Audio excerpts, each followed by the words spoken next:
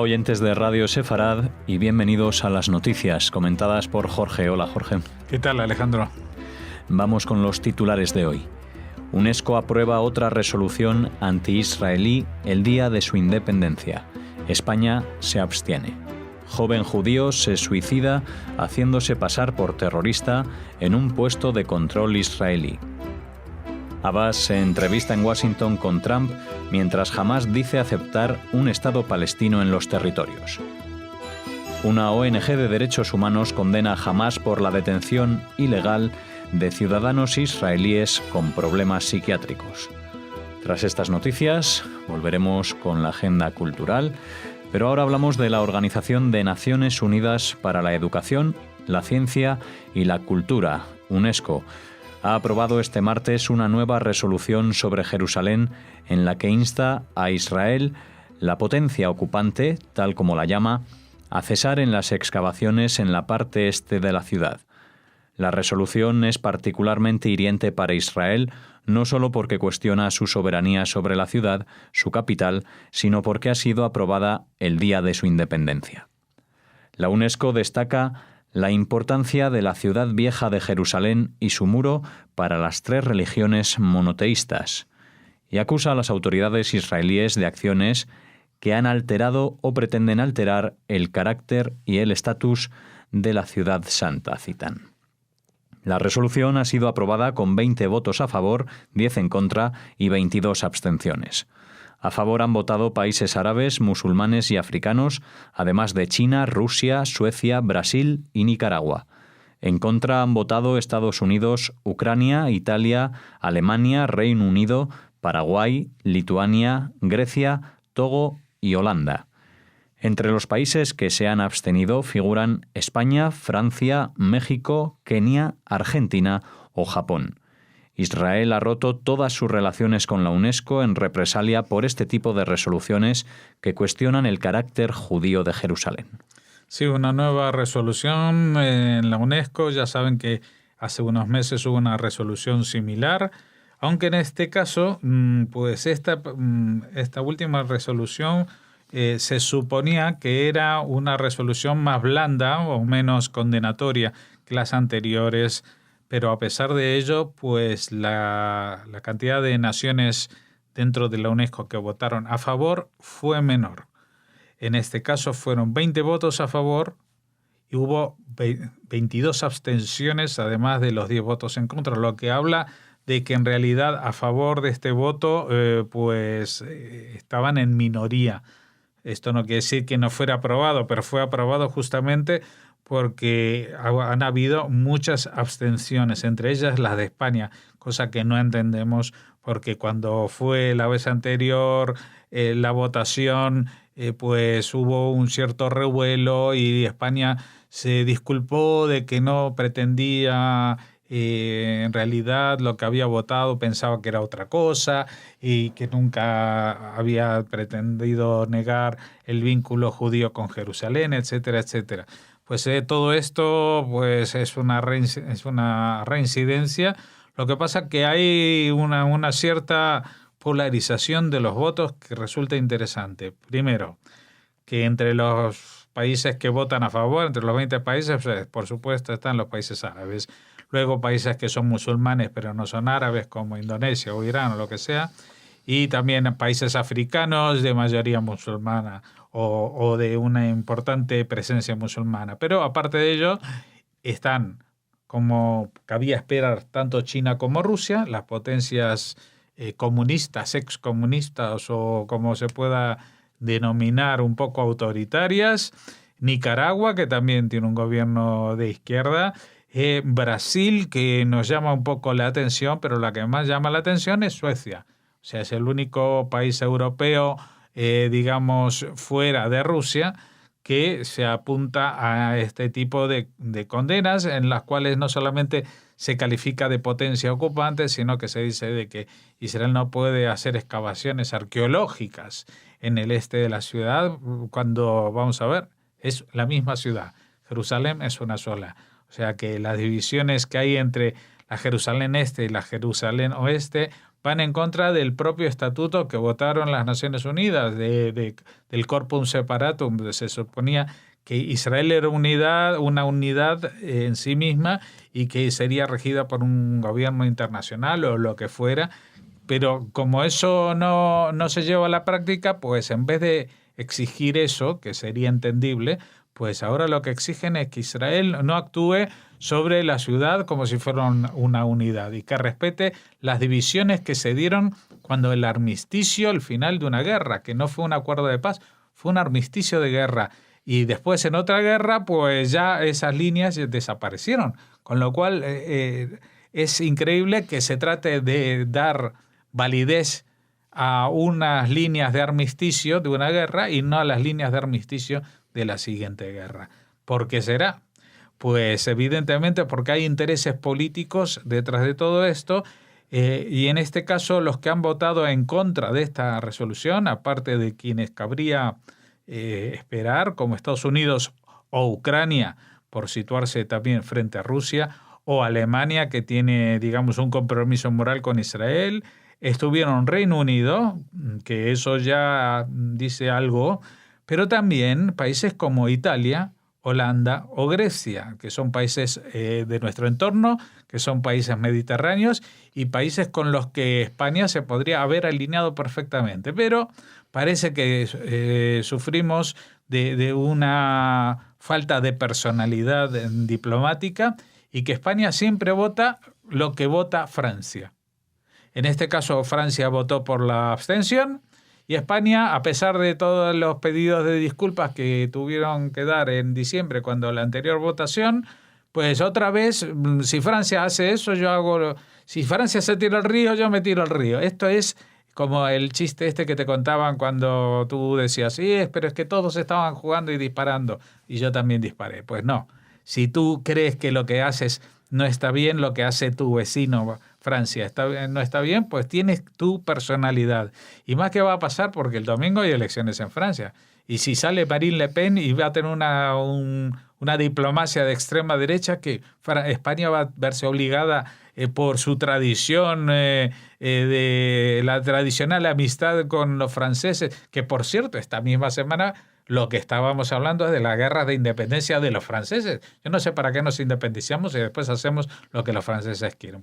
Y ahora que cuando suba Marine Le Pen van a hacer las mismas declaraciones. Si Marine Le Pen sale del euro, vamos a salir del euro. Y si Marine Le Pen echa a los musulmanes, ¿va España a echar a los musulmanes? ¿O va en algún momento a asumir su responsabilidad y su mayoría de edad? Estoy, la verdad, que muy indignado y bastante decepcionado porque esperaba que, como la anterior votación había sido hace tan poco y se habían pronunciado enseguida como que fue una especie de error, que no tenían esa intención, que lo revisarían, que esto, que lo otro, pensaba que iba a haber algún cambio. Y ese cambio se produjo en otros países, como señalamos, en Italia, en Holanda, en Grecia, también en países como Paraguay o en Lituania o Togo.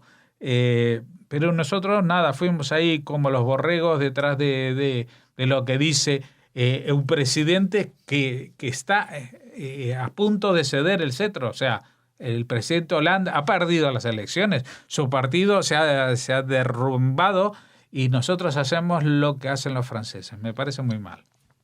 Un joven judío fue abatido por tropas israelíes que creyeron que se trataba de un terrorista. El joven dejó una carta de suicidio detallando que sufría de problemas mentales. De 19 años, era oriundo del vecindario de Pisgat Ze'ev, en el norte de Jerusalén, y corrió hacia una mujer soldado empuñando un cuchillo en el puesto de control carretero de Izme, en los territorios en disputa, provocando que un oficial de seguridad abriera fuego y provocara su muerte. La carta del suicida estaba dirigida a la madre, pidiéndole disculpas y diciéndole que esa era su última comunicación, ya que no podía seguir llevando una vida normal a raíz de su estado mental y que no tenía razones para seguir viviendo. Desde que se desató la ola de terrorismo palestino en 2015, más de una decena de palestinos con problemas mentales buscaron poner fin a sus vidas bajo la forma de un suicidio a través de un policía o un soldado, pero este último caso parece ser el primero perpetrado por un judío. Sí, la verdad que es algo que desconcierta mucho, pero es así. Alguien se quiere suicidar en Israel y entonces, como tiene problemas mentales, pues no está en el ejército, no accede a las armas. Nadie en su sano juicio le va a prestar un arma a alguien con un problema mental y más con ideas de suicidas, ¿no? Y seguramente alguna otra forma de suicidarse pues le parecía demasiado, que no iba a poder con ella, pues no se le ocurrió otra cosa que algo que ya han hecho muchos árabes, que cuando tienen intenciones suicidas se abalanzan sobre un soldado con un cuchillo en mano. En ese momento uno no está para preguntar, pero tú por qué haces esto y qué te pasó en tu infancia y cuéntanos tu vida. La reacción es la reacción de frenar a alguien que está a punto de matar a otro. Y pues le dispararon. Podría haber sido un disparo que no le provocara la muerte, pero en este caso se la provocó y enseguida pues apareció un amigo en el cual este suicida había confiado esta carta por si le pasaba algo, y en el momento que le pasó esto abrieron la carta y era esta carta en el que él confesaba que la había preparado. Realmente es un hecho trágico, luctuoso, y también que me imagino que habrá dejado hecho polvo al oficial que disparó, pero él lo hizo para salvar la vida de la soldado a la que iba a acuchillar. No olvidemos que aparte de intenciones suicidas, si alguien corre con un cuchillo en la mano, es muy difícil que a último momento pues la quite de su trayectoria. El presidente palestino Mahmoud Abbas ha partido el lunes hacia Washington, donde tiene previsto mantener este miércoles su primera reunión con el presidente estadounidense, Donald Trump, y abordar con otros cargos de la administración estadounidense la postura sobre las negociaciones de paz con Israel. El partido Al-Fatah de Abbas se pronunció también sobre el anuncio del líder del brazo político de Hamás, Khaled Meshaal, que su grupo acepta la creación de un Estado palestino con las fronteras de 1967, aunque sin reconocer al Estado de Israel ni renunciar a ninguno de los derechos históricos del pueblo palestino. Al respecto, señalaron los líderes gobernantes en Ramala, no aportan nada nuevo, aunque este nuevo documento es prácticamente idéntico a la postura adoptada por la OLP en 1988.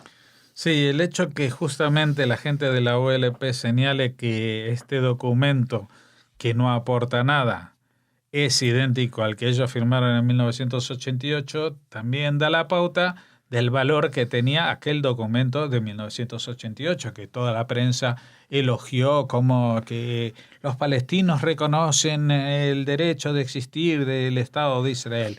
Pues eso fue en 1988, están por cumplirse 30 años de esa declaración y hasta el día de hoy no es cierta. O sea, todas las negociaciones y en todas las posturas, pues ellos siempre ponen como condición para sentarse a negociar siquiera el hecho que Israel deje de ser un Estado judío. O sea, que se quiere que se llame Israel, pero que no tiene derecho a existir como lo que el Estado de Israel se declara a sí mismo. Con lo cual, pues este reconocimiento no es ni reconocimiento ni es nada. Y la misma tontería diplomática y los eufemismos de este lenguaje que no lleva a ninguna parte que pronunciaron hace casi 30 años los líderes de la OLP, ahora lo proclama Hamás.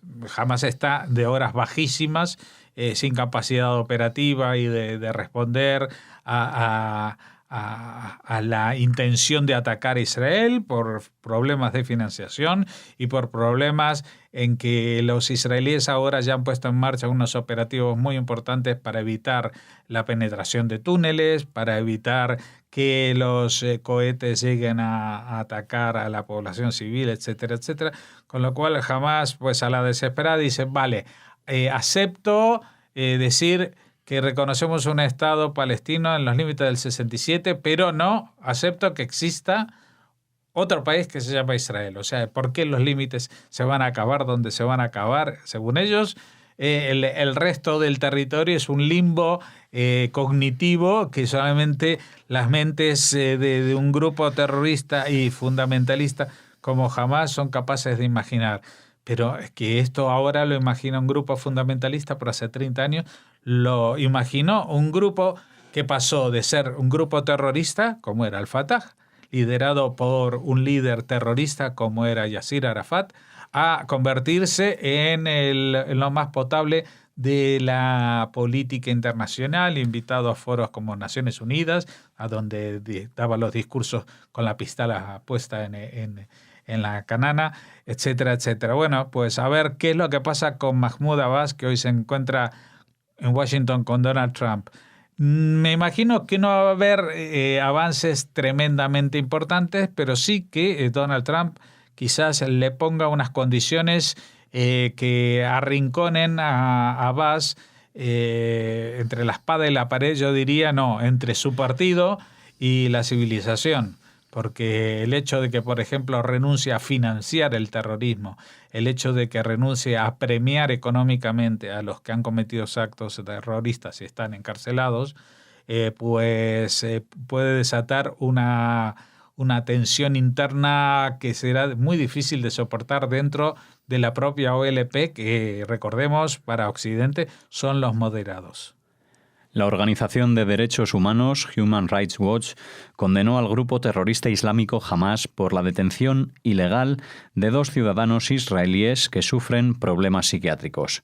El grupo terrorista palestino que controla la Franja de Gaza mantiene cautivos a Hissam al-Sayed y a Abraham Avera Mengistu desde abril de 2015 y septiembre de 2014, respectivamente, después que ambos jóvenes con graves problemas mentales se infiltraran por su propia voluntad en el enclave costero, aunque los medios de comunicación de Hamás alegan que ambos eran soldados.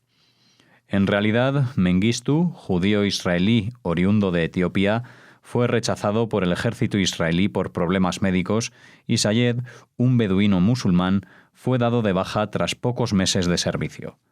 La ONG indicó que un tercer ciudadano israelí, Juma Abu Ghanimah, otro beduino musulmán, ingresó en Gaza en julio de 2016, pero no hay más información sobre el mismo y no está claro si fue arrestado o si se sumó al grupo terrorista. Sí, porque vamos a ver, el problema que tiene Hamás, entre otros, es que hasta hace unos años, hasta hace 5 o 6 años creo que fue, mantuvo cautivo durante 5 años a un soldado israelí vivo. Eso fue lo más grande que pasó en la historia de Hamás, de toda su historia. El mayor logro fue tener un prisionero. Un soldado que estaba haciendo el ejército regular con 18, 19 años cuando fue secuestrado, Gilad Shalit, y que finalmente, tras muchas vicisitudes e inmediaciones, fue liberado a cambio de 1.066 terroristas palestinos con delitos de sangre. Evidentemente, la sociedad israelí quedó conmocionada también por el precio de ese chantaje, ¿no? Pero le resultaba impensable renunciar a un israelí que estuviera vivo y sometido a ese calvario. En este caso, el problema de Hamás es que los que tiene no son soldados. No son soldados y no lo fueron nunca, porque son personas que están mal de la cabeza y que se han escapado y que de pronto han pasado una valla. Por ejemplo, Hisham al-Sayed, este beduino musulmán, ya había pasado varias veces hacia Jordania. Había cruzado la frontera con Jordania. Lo que pasa es que cada vez que lo detenían, que esto que el otro lo interrogaban, le preguntaban, bueno, lo primero que hacían los jordanos era devolverlo, entendían que era un enfermo psiquiátrico y que no era ni un soldado, ni un espía, ni nada por el estilo. Entonces lo devolvían y le decían, por favor, enciérrenlo o manténganlo alejado de la frontera porque la próxima vez igual le disparamos, supongo yo. Pero cuando pasa esto con Hamás inmediatamente los convierte en soldados. Esto es lo que le cuentan a su población, les cuentan que los van a canjear por no sé cuántos miles de presos palestinos en las cárceles israelíes, cosa que es mentira, porque aparte hay una ley que desde la liberación de estos 1.066 presos a cambio del soldado se proclamó en el Parlamento israelí para impedir este tipo de intercambios, de negociaciones. Así que nunca van a recibir nada, un pago en carnes a cambio de de estas personas, pero estas personas es que no son soldados y que lo que están haciendo es totalmente en contra de los derechos humanos. Están reteniendo a enfermos, están deteniendo a enfermos psiquiátricos. Uno de ellos da la casualidad que es israelí. De los otros dos de los que se habla ni siquiera son, uno de ellos, da la casualidad que es judío de origen etíope. Los otros dos, Hisham al-Sayed y este último caso de Juma Abu Ghanima, son incluso musulmanes, pero como vienen desde territorio israelí, aunque sean árabes y musulmanes o beduinos, ya los consideran o dan la noticia como si fueran soldados israelíes. Israel ya publicó y dio los informes a esta ONG de derechos humanos, Human Rights Watch, diciendo que Mengistu, por ejemplo, ni siquiera llegó a alistarse en las filas un solo día, porque el diagnóstico era que estaba totalmente fuera de capacidad para ejercer como soldado. Y otro, en el caso de Sayed, pues fue a los pocos meses ya empezó a verse de que este hombre no funcionaba bien y enseguida, a los poquísimos meses, se le dio de baja del servicio, con lo cual pasó de forma totalmente provisional por el servicio. La duda que hay es con este último caso, el de Juma Abu Ghanima, porque no se sabe muy bien, no hay información y no se sabe si cruzó porque quería cruzar o se perdió, o porque realmente lo que quería era sumarse a la gente de Hamás al otro lado de la frontera. Bien, pues terminamos aquí las noticias. Jorge, gracias. Y ahora vamos a hacer una breve pausa para regresar con Raquel y la agenda cultural.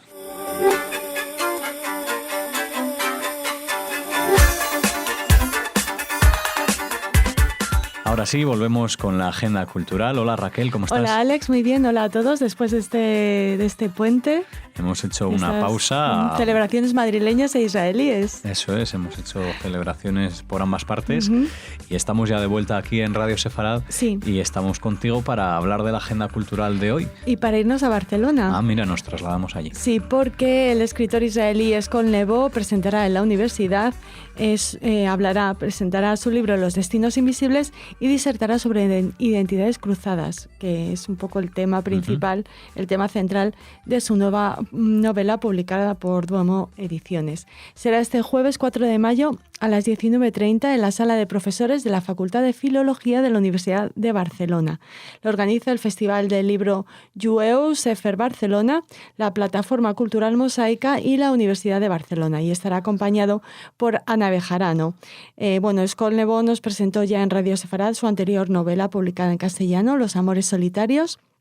Y en este caso, y también gracias a Ana Bejarano, que nos servirá de intérprete, presentará próximamente en Radio Sefarad esta nueva novela, Los Destinos Invisibles, que estamos deseando leer. Bueno, pues esperaremos por ellos, a ver si podemos hablar también con la protagonista. Con el protagonista, con Eshkol Nevo. En este caso, Ana Bejarano, que participa también allí, sí, en Barcelona. Y nada, ya saben, una nota más en su agenda. Otro libro a leer. Bueno, y en este caso continuamos en la agenda cultural hablándoles no de un libro, sino de una conferencia, la que va a ofrecer Francisco Gasco. También el 4 de mayo a las 7 de la tarde se dictará esta conferencia en la Casa de la Pau, en Valencia, sobre la Valencia de los judíos, a cargo de, como les decimos, Francisco Gasco. La organiza la editorial Vinatea.